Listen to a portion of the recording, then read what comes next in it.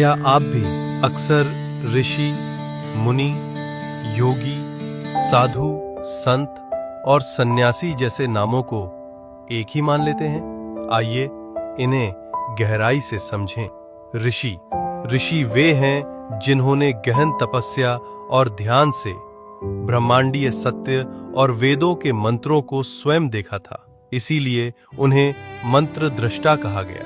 उनके शोध और योगदान कई क्षेत्रों में थे, जैसे पतंजलि ऋषि ने योग सूत्र की रचना की, चरक ऋषि ने चरक संहिता और सुश्रुत ऋषि ने सुश्रुत संहिता की रचना की। कणाद ऋषि ने सबसे पहले बताया कि हर वस्तु अत्यंत सूक्ष्म कणों से बनी है, जिन्हें उन्होंने अणु कहा।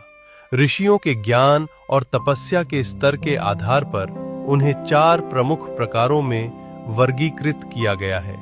राजर्षि, वे राजा जो सांसारिक दायित्वों के बीच रहते हुए भी गहरे आध्यात्मिक ज्ञान और वैराग्य को प्राप्त कर लेते हैं।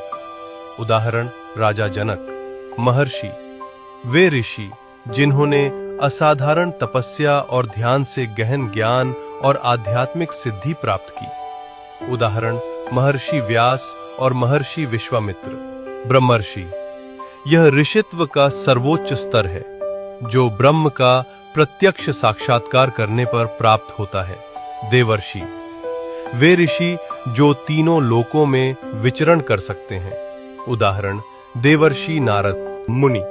मुनि वो है जो मौन और गहन आत्मचिंतन में लीन रहता है। शास्त्रों में कहा गया है, मौनम तपो मुनि, मौन ही मुनि की तपस्या है। योगी वो है जो आत्मा और परमात्मा का संगम करता है। उसका जीवन अनुशासन, साधना और संतुलन से भरा होता है। वो शरीर, प्राण और मन पर नियंत्रण रखता है। साधु वो है जिसने सांसारिक मोह त्याग कर धर्म, भक्ति और सेवा का मार्ग अपनाया हो। संत वो है जिसने सत्य और ईश्वर का प्रत्यक्ष अनुभव किया हो और उसे प्रेम और भक्ति के रूप में समाज तक पहुंचाया हो।